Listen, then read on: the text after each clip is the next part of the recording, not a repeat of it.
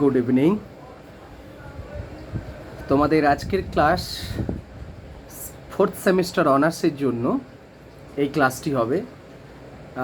আজকের যে টপিক আমি তোমাদের সঙ্গে আলোচনা করব সেটা তোমাদের 10 মার্কের প্রশ্ন আসে, প্রায় প্রত্যেক বছরই আছে। সেটা হচ্ছে শিবাজি শাসন ব্যবস্থার মূল বৈশিষ্ট্যগুলি বর্ণনা করো। মেন অ্যাডমিনিস্ট্রেটিভ ফিচার্স অফ শিবাজি। তো এই প্রসঙ্গে যাওয়ার আগে যদিও আমরা শিবাজিকে নিয়ে একটু আধটু পড়েছি, অরঙ্গজেবের যে দাক্ষিণাত্য পলিসি যখন আমরা পড়ছিলাম তোমাদের নিশ্চয়ই মনে আছে, তো সেই সময় আমরা তো একটু পড়েছি। এখন তবুও একটু শিবাজি সম্পর্কে জেনে নিই তার প্রশাসন ব্যবস্থা জানার আগে। আচ্ছা, শিবাজি জন্মেছিলেন 1627 এডিতে আমাদের শিবনগিরি দুর্গে, যেটা মহারাষ্ট্র অঞ্চলে পড়ছে। তার বাবার নাম সাহজি ভোঁসলে। তিনি আমাদের ডেকান অঞ্চল, যেটা তখনকার দিনে ছিল আহমেদনগর, এই আহমেদনগরের যিনি সুলতান তার অধীনে পুনা, মহারাষ্ট্রের যে পুনা অঞ্চল, সেখানে তিনি জায়গিরদার ছিলেন। এই साहूजी भोसलेर, তাহলে পুনাকে জাগিরদার থে ইনকে পিতা সাহাজি ভোঁসলে। এই পুনা অঞ্চলে সাহাজি ভোসলে থাকার সময়, আচ্ছা, তার দুটি বউ ছিল, মানে সাহাজি ভোসলের দুইজন স্ত্রী ছিলেন। একজনের নাম জিজাবাই, দ্বিতীয় পত্নীর নাম তুকাবাই। তো সাহাজি ভোসলে তিনি যে জিজাবাই কে ছিলেন সেটা একটু জেনে নিই। জিজাবাই হচ্ছে আমাদের দাক্ষিণাত্যের যাদব ডায়নেস্টি ছিল ওখানে। তোমাদের মনে থাকবে ওই যে আলাউদ্দিন খলজি যখন মালিক কাফুর যখন দক্ষিণ ভারত অভিযান করছিলেন, তখন এই যাদব বংশেতেই তিনি রাজারাদের আক্রমণ করেছিলেন মালিক কাফুর। সেই যাদব বংশেরই যাদব রাওয়ের কন্যা ছিলেন জিজাবাই। তো সাহজি ভোঁসলে দ্বিতীয় স্ত্রীর সঙ্গে থাকতেন, যার জন্য তিনি বিজাপুরে থাকতেন তুকাবাইকে নিয়ে। আর তার জন্য ছোটোবেলাতেই শিবাজিকে বা তার বাবা থেকে বিচ্যুত হতে হয়েছিল, এবং তার মা জিজাবাইকে নিয়ে তিনি পুনার জায়গিরদারিকে দিয়ে দিয়েছিলেন, যেহেতু তাকে ভরণ পোষণ করতে হবে। মানে সাহাজি ভোঁসলে দিয়ে দিয়েছিলেন জিজাবাইকে, আর একজন ব্রাহ্মণকে ঠিক করে দিয়েছিলেন तार देखाशोना करार जोन्नो, मतलब बचपन से उनको बड़ा करना है, इसलिए पूना का जागीर भी दे दिए और जीजाबाई के साथ एक ब्राह्मण्स को उनको देखरेख करने के लिए दिए। इस ब्राह्मण का नाम था कोंडदेव। कोंडदेव छिलेन तार माने अत्यंत घनिष्ठ मानुष। बाच्चा बेला থেকেই শিবাজি তাকে দেখে বড় হয়েছেন এবং তার মাকে সঙ্গে নিয়ে বড় হয়েছেন। অদ্ভুতভাবে এই শিবাজি, যাকে আমরা মহারাষ্ট্রের प्रतिष्ठता बोली, मराठा जाति जनक बोली, तिनी छिलेन निरक्षर, माने उसको पढ़ाई का मौका नहीं मिला था, पढ़ाई करने का मौका नहीं मिला था, वो निरक्षर थे। 1647 साले 27 साले जन्म, माने এটা নিয়ে যদিও ডিবেট আছে, কেউ বলেন 1630 সাল, তাহলে 1647 যখন কোন্ডদেব মারা যাচ্ছেন তখন তিনি পুরো পুনার ডিস্ট্রিক্টের তিনি জাগিরদারি দায়িত্ব নিচ্ছেন। তারপরে তার সংগ্রামী জীবনযাপন শুরু হচ্ছে, এবং আমরা দাক্ষিণাত্যের অরঙ্গজেবের দাক্ষিণাত্য পলিসি পড়তে গিয়ে দেখেছি যে একটার পর একটা তিনি বীরত্বের পরিচয় দিয়েছেন।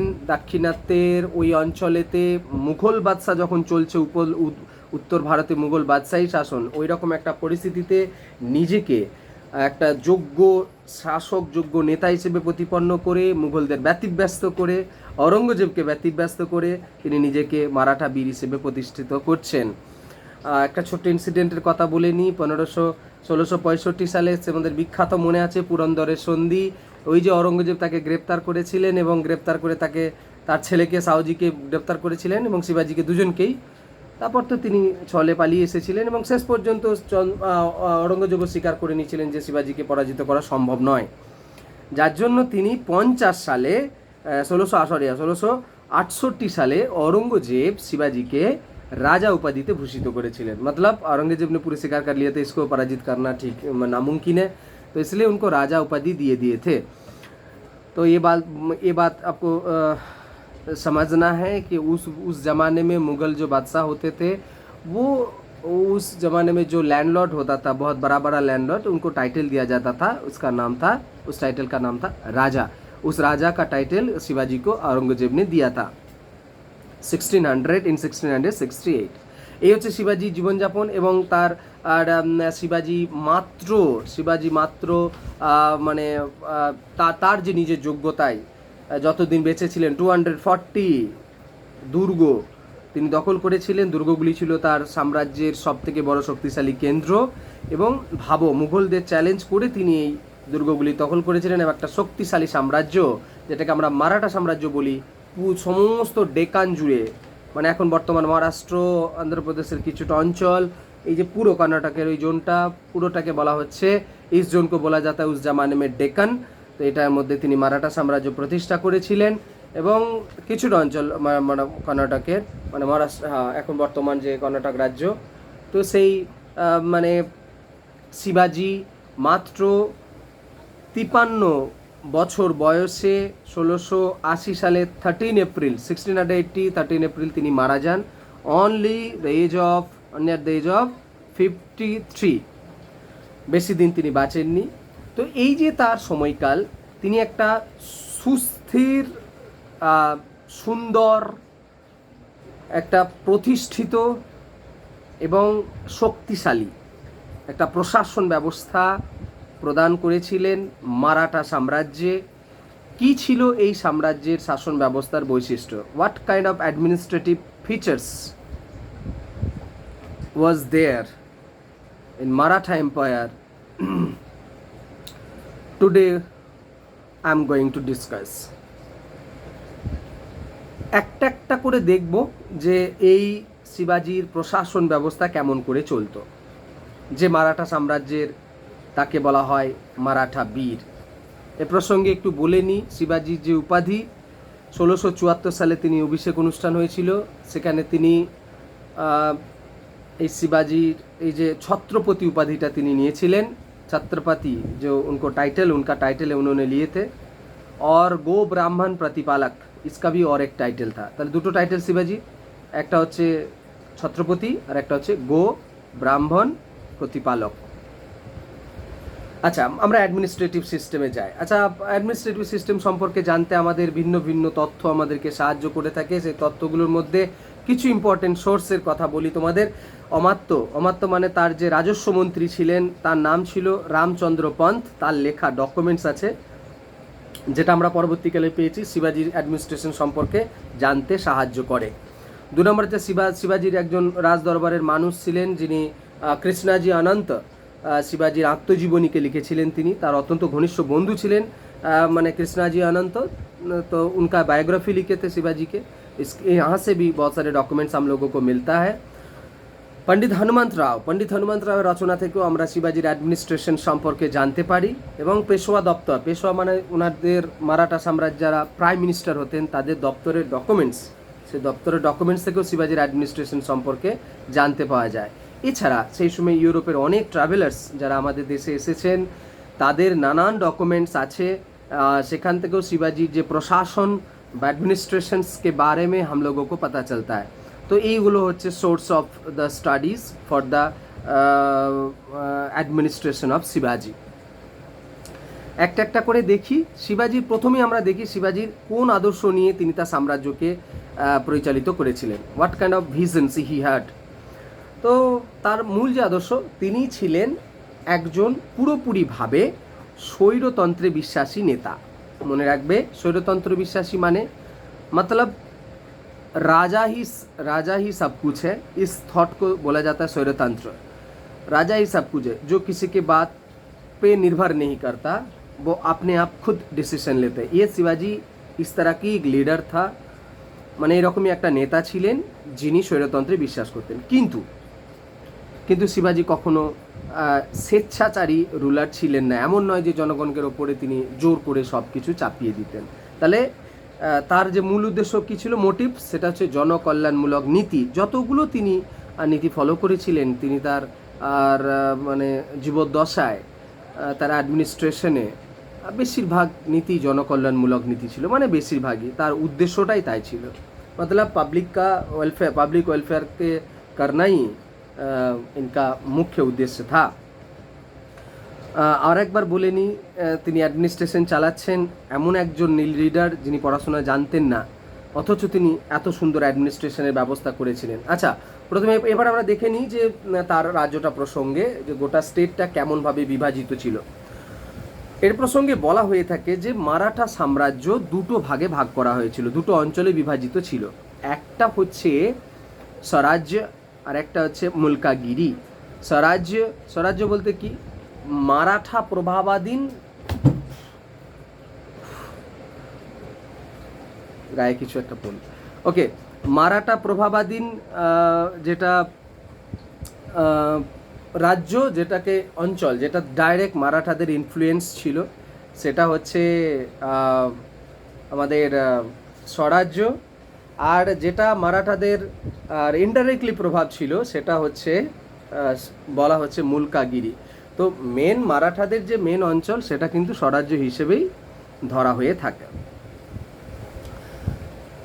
শিবাজি রাজা ছিলেন, তিনি ছিলেন সমস্ত প্রশাসনের হেড, এবং তার এই প্রশাসন ব্যবস্থাকে পরিচালিত করার জন্য, তাকে হেল্প করার জন্য 8 জন মন্ত্রী ছিলেন, যেটাকে বলা হচ্ছে মন্ত্রী পরিষদ। এবং তার নাম ছিল একটা, এখনকার দিনে যেমন মন্ত্রী পরিষদ, তার নাম ছিল অষ্টপ্রধান। তাহলে 8 জন মন্ত্রী ছিল শিবাজির প্রশাসনে, 8 मंत्री थे, उनको एक साथ बोला जाता था অষ্টপ্রধান। কারা কারা 8 জন মন্ত্রী ছিলেন একটু আমরা দেখে নিই, এক এক করে দেখে নিই, তাহলে বুঝতে পারবো আরও বিশেষ করে। প্রথম যিনি মন্ত্রী ছিলেন তার নাম ছিল পেশোয়া। ইনি ছিলেন প্রথম, মতলব ফার্স্ট থে পেশোয়া। পেশোয়া বাংলাকে আমরা যদি বলি প্রধানমন্ত্রী। আচ্ছা, ইনি ছিলেন শিবাজির পরবর্তী পোস্টে, অর্থাৎ শিবাজি যদি না থাকতেন, সমস্ত মন্ত্রীদের সমস্ত পরিচালনা করা, সমস্ত দায়িত্ব কিন্তু প্রধানমন্ত্রীর হাতে ছিল, এবং শিবাজির ঘনিষ্ঠ ব্যক্তি এই পোস্টে কিন্তু থাকতেন। মানে মারাঠা প্রশাসনের ঘনিষ্ঠ ব্যক্তি যিনি হতেন, তিনি এই পোস্ট পেতেন, প্রধানমন্ত্রীর পোস্ট। 2 নম্বর কে ছিলেন अमात्य। अमात्य ছিলেন राजस्व मंत्री, मतलब राजस्व मतलब जो पैसे के मामले में मिनिस्टर थे वो। রাজস্ব মন্ত্রীর দায়িত্ব হচ্ছে সমস্ত আয় ব্যয়ের হিসেব করা, এটা তোমরা মোটামুটি সবাই জানো। 3 नंबर হচ্ছে मंत्री बोले একটা पोस्ट ছিল। मंत्री एक पोस्ट हुआ करता था उस जमाने में।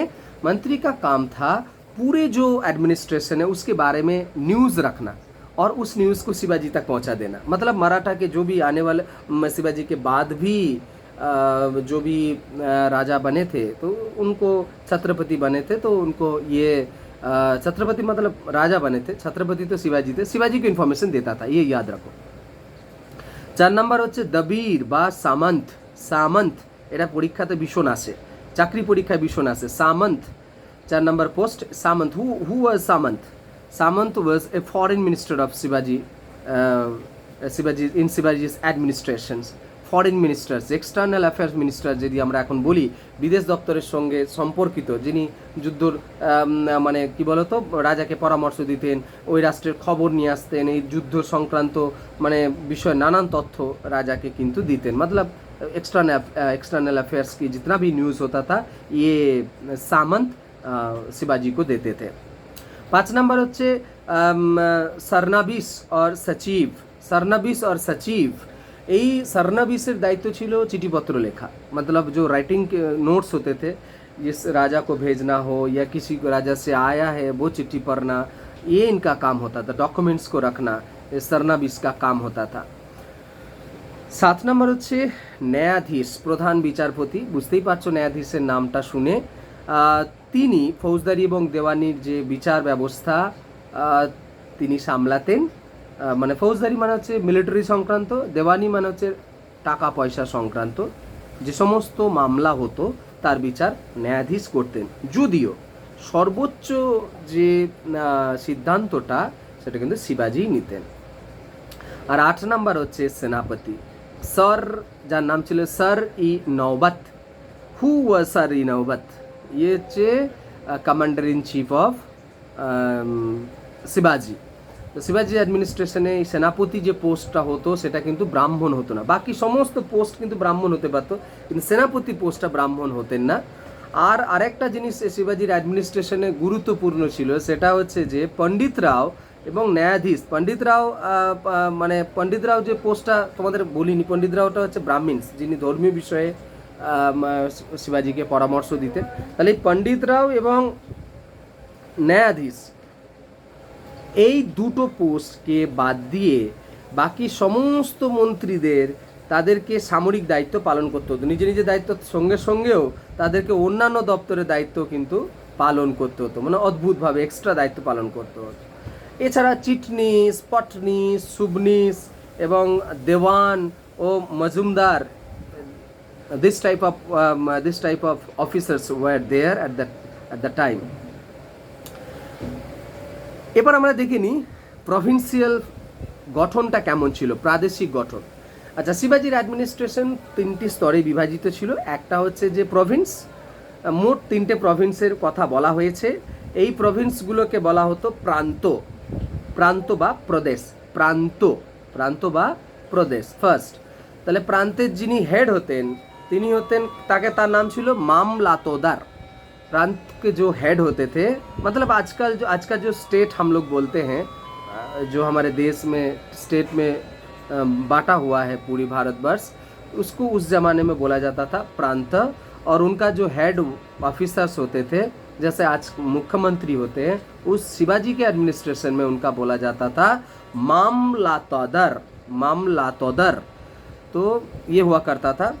আর প্রত্যেকটা প্রদেশ বা প্রান্ত পরগনাতে বিভাজিত ছিল। এই পরগনাগুলোকে বলা হতো तरफ, तरफ।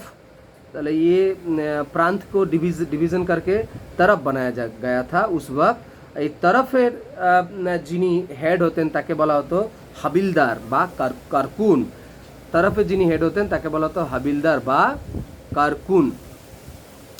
এই আবার সর্বনিম্ন যে ইউনিটটা ছিল শিবাজির অ্যাডমিনিস্ট্রেশনে, তিনি হচ্ছেন আমাদের গ্রাম, মানে আমাদের এখনকার দিনের যে গ্রাম। তো এই গ্রামের যিনি কর্মচারীরা, দুজন কর্মচারীর নাম পাওয়া যায় যারা মানে গুরুত্বপূর্ণ ভূমিকা পালন করতেন। একটা হচ্ছেন দেশপান্ডে আর একটা হচ্ছে দেশমুখ, যারা অ্যাডমিনিস্ট্রেশনে অত্যন্ত গুরুত্বপূর্ণ ভূমিকা, গ্রাম লেভেলে, ভিলেজ লেভেলে এরা কিন্তু ভূমিকা পালন করতেন।